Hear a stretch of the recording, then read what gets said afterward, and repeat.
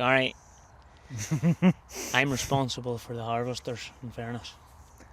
Yeah. It backfired on me a little bit, because I thought I'd be very smart, and I had planned for our good friend Barry Reid to come and drive the FR. Barry runs a 600.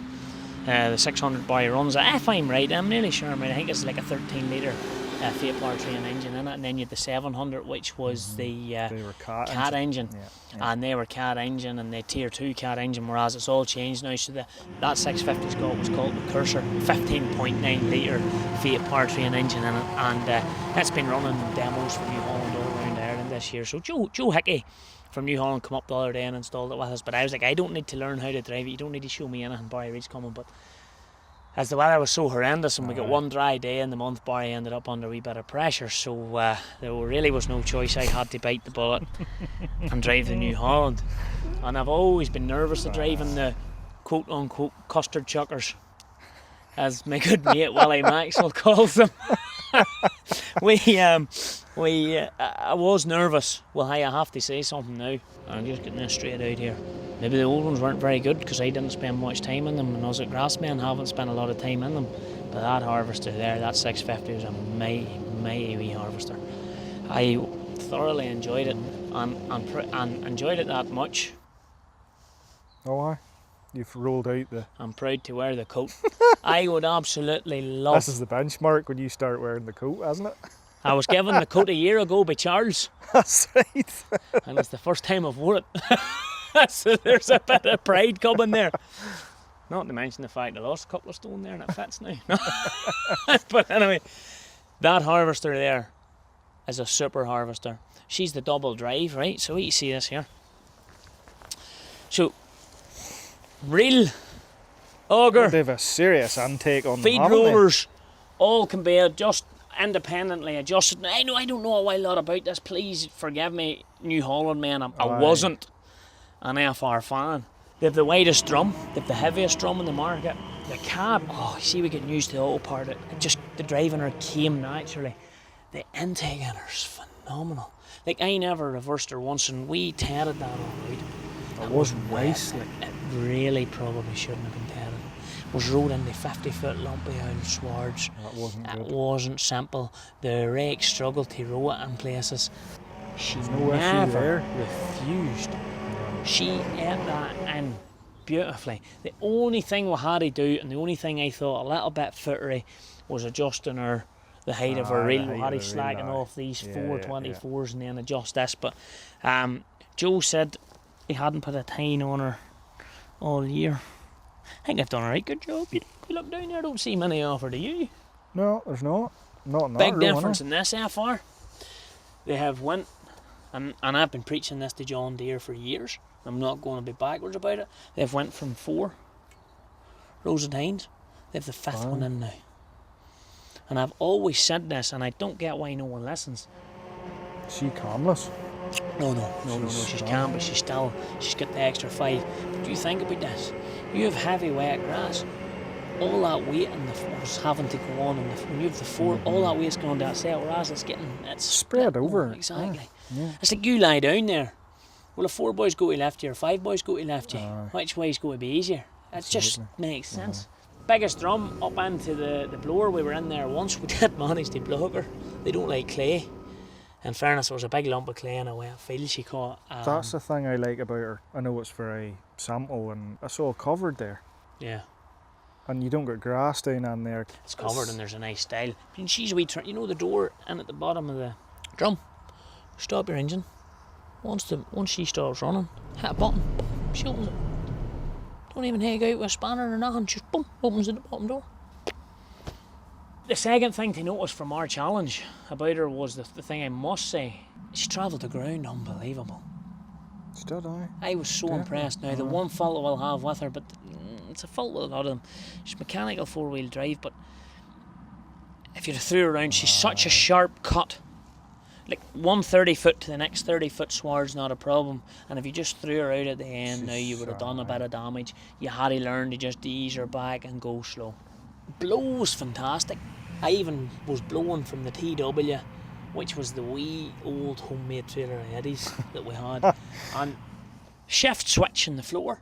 shift, and then go to raise your flap like that there, but if you hit the shift switch, spout goes up, and then she's nice and fast, flip, into the big red rocks. I found hardly any grass spilt house, real tidy. We were able to do a couple of rolling changes just to demonstrate for a bit of... Some nice features on that. Definitely. Comfortable, quiet. Very quiet. Eddie Gamble jumped up in, and he's running the 8.6 as we know, and it was the first thing he said to me. He says, boy, she's a good bit quieter. I'd love to take her out against his and see what way she performs. I think if you were to take like the 780, the bigger one, charge of one for a year. If you were taking charge of one for a bit of a season and setting up a proper demo challenge where you go out round and video it and record it, and you're getting people's initial reactions, I think there's a harvester would impress a lot more. I think they're underrated. That engine, longitudinal engine, the same idea as John Deere, so the engine runs long way, so you have one gearbox turning. You're talking, what, 5 to 10% loss in power. Into the main clutch drive belt. She's also similar to the John Deere in the sense that she sharpens the blades in reverse. And she's running 2x10. Ooh. 2x10 blades. You get 2x8, 2x10, up to whatever you need. So she's run 2x10. All that's adjustable on the move and stuff. Road speeds is not adjustable. You know, you have 1, 2, 3, 4 gears, and you have to physically stop to go from 2 to 3 or 3 to 4 and all that down. It's a wee bit of a thing I don't maybe just particularly love, but comfy, smooth, and she could chuck grass. And if you want to call grass custard, she's a mighty fine custard chucker. Yeah, definitely. I think they have it well Sorted. material. I was genuinely scared because I thought I'm not going to like this. And New Holland have been so good to us all year. And I told New Holland at the start I have to be honest, and they told me to have faith. Well, that's the latest and greatest harvester. Mid-range, not the top, not at the very bottom. Mid-range, where I wanted it to be. They don't do a narrow body as such, do they? No, that's the they size just of have them. the standard drum. Everybody said they don't have enough of power to drive the big heavy drum, blah blah blah. I can't argue with that. That engine, bang on, final tier 4B. Barry Reid says to me, Gareth, he says, let me give you one bit of advice before you drive her. I says, what, Barry? He says, drive her with her tongue hanging out. He says, she goes best down there. She's been up against the 600 this year. That particular harvester is running 24%, and there's proof of that up there. And we've had all the work we did's recorded. 24% less fuel than a 600 than her own. She's predecessing with a bigger litre engine. She's running at 24%. I'll not even tell you what she's running difference between it and the 700 cat engine. See, the cat engine's gone in them now. I know what. Your 780's the same 16 litre engine, but it's a different, they call it data set. It's a different brain, I'm calling it a brain. Different set of injectors and a completely new crank. It ain't no big deal. It ain't no big deal. When I'm behind the wheel on my hunk of steel. It ain't no big deal. It ain't no big deal. I let the rubber squeal when I'm behind the wheel. It ain't no big deal when I'm behind the wheel. I let the rubber squeal. It's just the way I feel. It's just the way I feel. Yeah, I'd skip a meal to stay behind the wheel. It's just the way I feel. It's just the way I feel. Well, I feel unreal when I'm behind the wheel.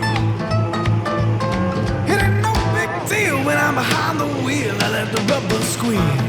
It ain't no big deal. You've seen the video with Michael Hoy at Country Crest Silage, and I asked the question, would you let us borrow it for a wee experiment? Well, here she is in the flesh, the 1900. No, I didn't know she's in the 1900S, which we brought up. What's that, sport? None than other, well, she was sporty according to Eddie. We brought up Eddie Gamble. Eddie Gamble started out in a 1900, and he then went on, I think, in 1905, and then he bought the boat and bought his first John Deere. So that's what started Eddie in self-propels. And we thought, well, he's such a good friend of ours, and he's a good supporter of GRASSMEN. We asked Eddie would he come and drive this for the day. Two-wheel drive, tricky conditions. Yeah.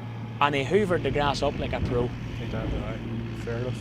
Once he worked out how the flap, he says, Michael, Eddie says you've got your wee thing and then the flap wound out the wrong way around. The switch was the wrong way around for him. Right, Eddie? Once he got his head round that, he hoovered her up like a pro. I don't think I seen no skids trailing the ground anywhere along the line, no marks left, just sucked her up. But the funniest bit had to be out in that big field there, where I was heading down the last 50-foot sward, and with the whole field done, and Eddie wanted more, and him coming towards me up the 50-foot sward with the 1900. He was loving life. Again, 88, she's practically 30 years old, so that's your 30-year-old harvester versus your modern. That is what we have come from in 30 years. We've already seen it with the mowing system. We've now seen it with this system. She works, she's running like a mouse eating paper. She's got a daft engine. It's not the length of 300 horsepower. I think I heard someone say, oh, look, That's different. not No, I don't think that's the length of 300 horse. No, I'm genuine. That's the same as in the lorry. I can't mind the old daft lorry that's in. That's the same engine in the old daft lorry. Leyland daft. 2800 daft. That's Aye, a something like that. 280 horse. Aye, she's in her. Oh, that's something like that. That's something like that. Genuine, that's what that is. But that's 650 horse there. So she's not just the length of 300 horse, that wee harvester. And Eddie said she was unreal. She had what his didn't. She had a ram. She actually physically was able to lift herself up off the home position. Eddie, and the one Eddie had, he physically get out and lift it and stick a pin in and turn it out right. Honestly. Yeah. So that, Eddie said that was pure luxury. She was the daddy. And that's what they were saying there at the cup of tea. Everybody used to run around with them just with a spout out down the road and everything. They were that wee a spout. I'm sure you took a picture there with the big one out over, but you can see the difference in 30 years of engineering. Eddie was on a 25-foot sward. I pulled into a 50-foot sward behind him, knocked her into eco power, which is a maximum rev of 1850, and just sat beside him without even coughing. And I think there was somewhere I did it. I just put her up into power and I pushed her on, and she was just running away from him.